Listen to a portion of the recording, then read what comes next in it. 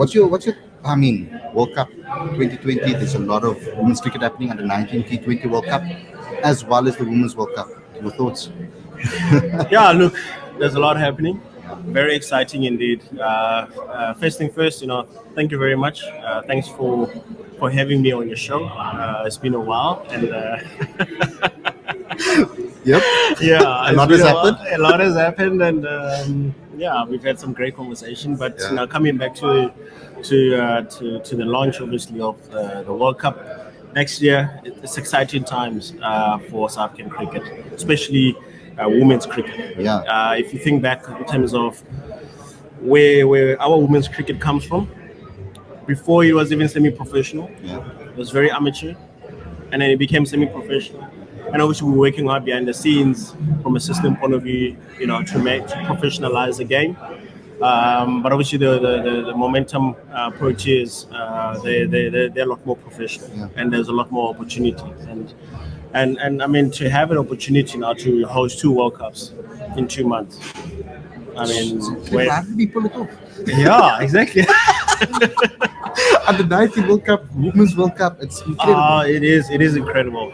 What excites me even more is in a short period of time, I mean, having to try and put together a massive group of under 19s, which obviously a lot of our members, our provinces, have had those young players under 16, under 17s playing I mean, the last couple of years.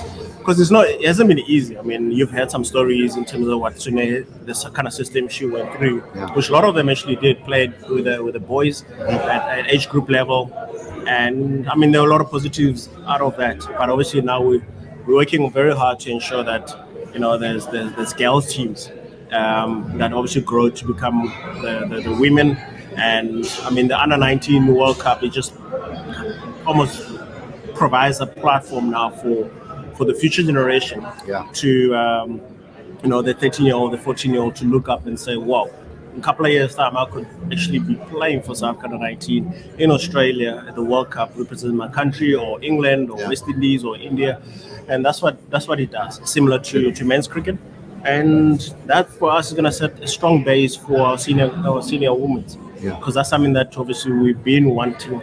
We've been, now that we have it, massive. Yeah. Because now we're going to focus on how do we transition under 19 cricket into senior cricket course. And it's similar to the men's structure. Yeah, Yeah. Awesome. So you guys are kind of trying to combine both structures. yeah. To have So you have exactly. I mean, we have from a high performance at the moment. We have the Imagine group. Okay. We're looking to reinstate the old sort of national academy, Yes. which is sort of like the Imagine, and I think that's where the nitty gritties of to help with the transition from under 19 to senior cricket, obviously of your elite, your identified cricketers. That's going to be the period that's going to help, because that happens a lot in winter, both men and women, and it's going to provide a lot of educational element in how to deal with certain things Yes. on and off the field. So in ensuring that we prepare our young cricketers for bigger honors. That's incredible. Yeah. Can I touch on the men's national team now going to the World Cup? Of course, some words of encouragement from you. I mean, there's been a lot of talk around the team as well. There's pressure on the team as well. But give us your thoughts on the World Cup and maybe some encouraging words to the lads out there. What you're expecting from them out there? Yeah. Look, I mean, there's always going to be criticism around the team, or our fans are very passionate. Yeah. They're passionate about the game. They're passionate about the team. They want this team to do well. And obviously, if you're not getting the right type of results, you do gonna expect. I mean, those are some of the changing talks. When I was still involved, to say, guys, we don't play good cricket. We don't win. That's you gotta expect obviously negative sort of feedback from the public, and we gotta deal with it and find a way to become better. And look, I mean, this team has come a long way, and I have no doubt that this group of players now, they're gonna go to the World Cup, and they will give us the type of performances that we want. I mean, they're passionate. They really want it. They want the World Cup. They know they owe it to us South Africans.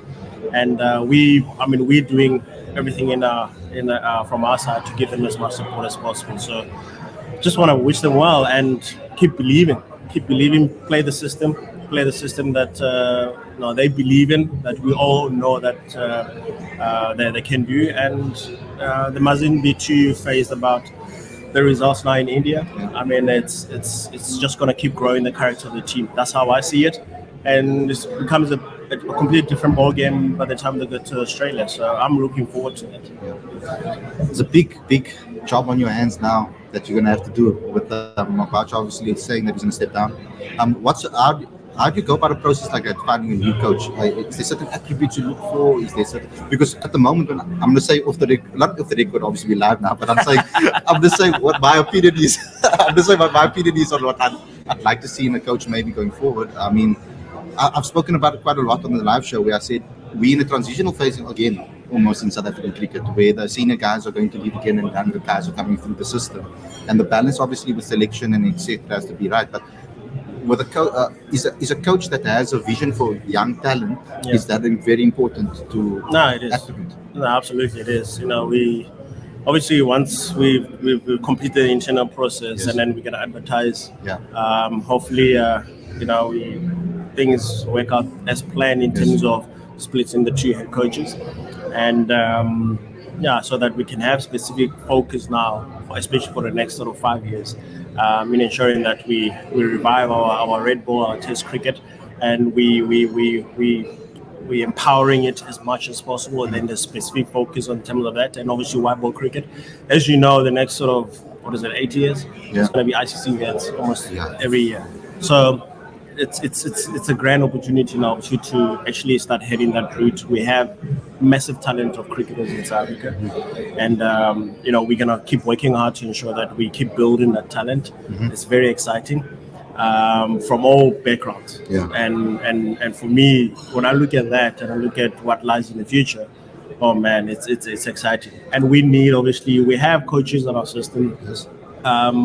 We have.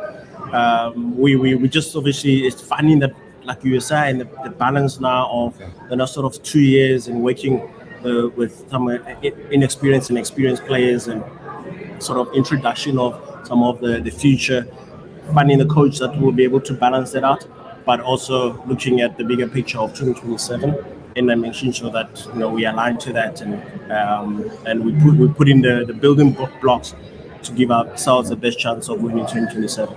And a lot of bigger, more richer nations have went down the route of splitting the two roles. Maybe having a white ball coach and a red ball coach. Is that in you guys' thinking? No, it is. And to my earlier point is exactly that we are thinking of that, and hopefully it gets over the line in the next week. And then we can advertise, and then we can actually get on the process of finding the two individuals, and continue to build a support structure, because that's important. That yes, we have South Africa 19, we have our amazing group of players, both men and women. So we gotta make sure that structure below, which is the entire high performance, it's well equipped to support both our men and women. Yes. And in thriving at that level for as long as they can. Like I said, I mean, in terms of talent, at the moment, we're full of a lot of talent. But now, how do we nurture that talent? How do we ensure that talent is so ready to compete at that level and actually win World Cups and beyond that for South Africa? But we see T20 cricket's massive everywhere, like the domestic cups and everything. So like young kids coming out of school. I've been having this conversation with a lot of young cricketers. Young kids coming out of school, a lot of them now look at with the SA20 now, so money opportunity for them also. And with all the money opportunities in T20 cricket, there's a lot of focus on that. So I think the splitting coach might be a brilliant idea, because that means that there's red ball focus. Yeah. Because how do we keep that focus on red ball cricket, especially kids that are not playing as much red ball cricket as they used to before? 100%. Yeah, look, I mean, red ball cricket, will always be the core. It's a lot of players have spoken about, even coaches have spoken about tests of character, and just to go through the 5 days or 4 days of having to confront different situations, and that tests your character more than anything else, than your actual skill. that's something that I'll continue to encourage every youngster when you graduate from under 19 cricket, to give yourself the opportunity to solidify your base as a cricketer, because that's for me that's one format that gives you that opportunity to help you sort of become a complete cricketer. 100%. Do you understand? And yeah, as much as there's a lot of money in T20 cricket, I mean, if you look at some of the best T20 players, what format did they play first? I mean, Dave Warner spoke about it. He said, Yes, that 4-day cricket helps T20 game. 100%. You look at some of the best. I mean, you look at even Chris Gale. I mean, he played so much rainbow cricket, Test cricket, and obviously got to a certain level where he had to obviously, find the balance, and he let go of rainbow. But that has built a strong foundation. And that's what it also did, with the likes of A.B. de Villiers, even the Virat Kohlis of this world. There's so many cricketers, especially the batters, that have come through red ball Test cricket and have actually excelled when it came to T20 cricket around the world. So I'll continue to encourage it with a lot of our young cricketers to say, give yourself the opportunity to play red ball cricket, play Test cricket, because I can tell you now, T20 cricket is not going to go away. There's opportunities are always going to be there. But do you just want to play for money, or you want to play to be the best in the world? That's incredible. Look, I'll have to let you give us a final word to the fans out there. How can we help? Who, the media? Cricket Fanatics, because Fanatics. we're very different to a normal media house, because we're all about fanatics and fans and fan opinions. So how can we as a fan base and as a family over here that we're growing help grow cricket in South Africa? What do you think? How could we aid you guys? CSA, etc. No, look, I mean, you guys have been fantastic, because I know how passionate. I think the passion is there. Your knowledge of understanding the next generation of players. You speak about under 19 cricket. I've seen a couple of players come onto your platform. I think that's something that you guys are doing well.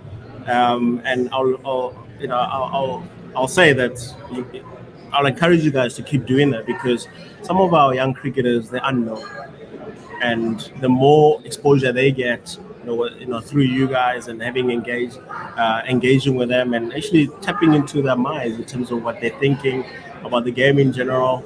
Let them share about their passion, their hobbies, and it gives a platform for people out there to actually start to understand the person. Because sometimes we do forget that. But not only the youngsters, but also some of our professionals and our coaches. Because I think that's also one element that we tend to forget, and it will be quite nice sometimes, to bring in some administrators, onto the show, because not much actually is known what the administrators are actually thinking, our coaches are thinking, and who actually are our coaches. So, carry on with the good work.